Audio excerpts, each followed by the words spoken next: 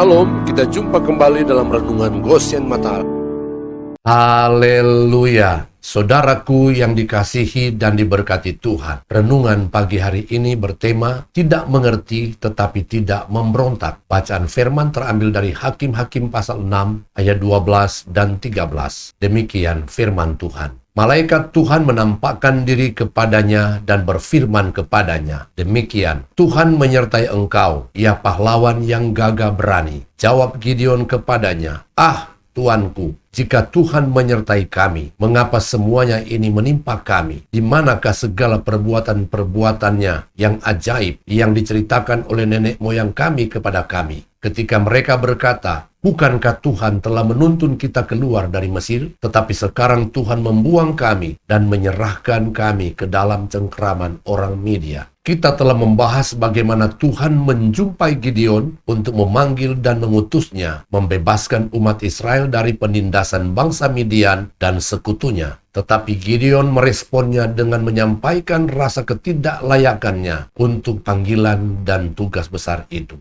Bahkan di awal kunjungan malaikat yang sebenarnya merupakan kunjungan Allah sendiri dan berkata, Tuhan menyertai engkau, ya pahlawan yang gagah berani. Gideon pun meresponnya dengan berkata, jika Tuhan menyertai kami, mengapa semuanya ini menimpa kami? Di manakah segala perbuatannya yang ajaib yang diceritakan oleh nenek moyang kami, bahwa Tuhan telah menuntun kita keluar dari Mesir? Sekarang Tuhan membuang kami dan menyerahkan kami ke dalam cengkraman orang Midian. Ada kemungkinan, bahkan sangatlah mungkin, Gideon secara pribadi tidak tahu kalau semua penderitaan umat Israel telah disebabkan oleh dosa dan kejahatan mereka, termasuk ayahnya sendiri, dengan beribadah dan menyembah kepada Allah atau berhala orang Amori. Karena hari-hari Gideon selalu disibukkan dengan pengirikan gandum di ladang pemerasan anggur, supaya tersembunyi dari musuh. Gideon tahu bahwa umat Israel masih beribadah kepada Allah Elohim seperti dirinya. Karena itu ia pun berkata kepada Tuhan, kalau Tuhan menyertai kami, mengapa semua penderitaan ini kami alami? Mengapa Tuhan membuang kami dan membiarkan bangsa Midian menindas kami? Pertanyaan Gideon kepada Tuhan karena ia tidak mengerti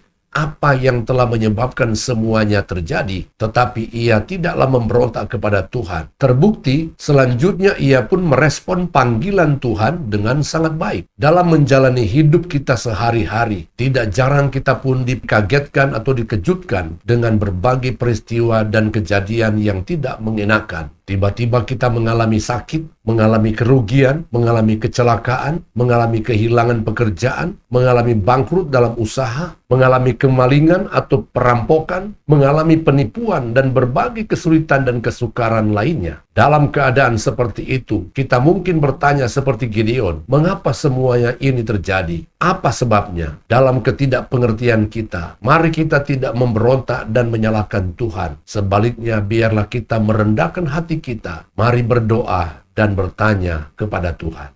Karena mungkin saja semua itu kita alami karena ada kesalahan dan dosa kita, sehingga Tuhan sedang datang dan menegur dan menghajar kita, seperti yang terjadi dengan umat Israel. Catat di dalam Hakim-Hakim pasal 6 ayat 7 sampai ayat yang ke-10. Dalam Mazmur pasal 107 ayat 10 sampai 12, firman Tuhan berkata, ada orang-orang yang duduk di dalam gelap dan kelam, terkurung dalam sengsara dan besi, karena mereka memberontak terhadap perintah-perintah Allah dan menista nasihat yang maha tinggi. Maka ditundukkannya hati mereka ke dalam kesusahan. Mereka tergelincir dan tidak ada yang menolong. Ada orang-orang menjadi sakit oleh sebab kelakuan mereka yang berdosa, dan disiksa oleh sebab kesalahan-kesalahan mereka. Mereka muak terhadap segala makanan dan mereka sudah sampai pada pintu gerbang maut.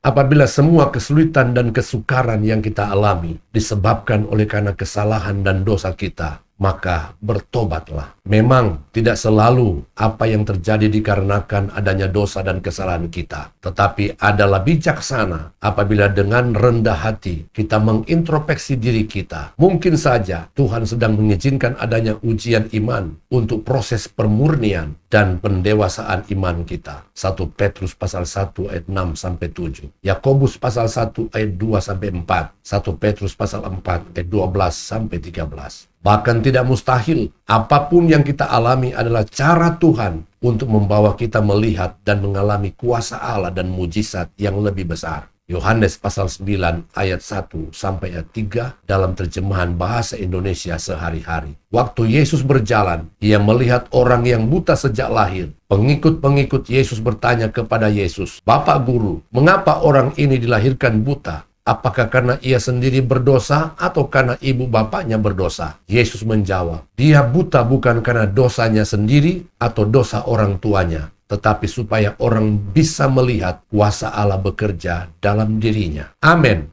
Tuhan Yesus memberkati.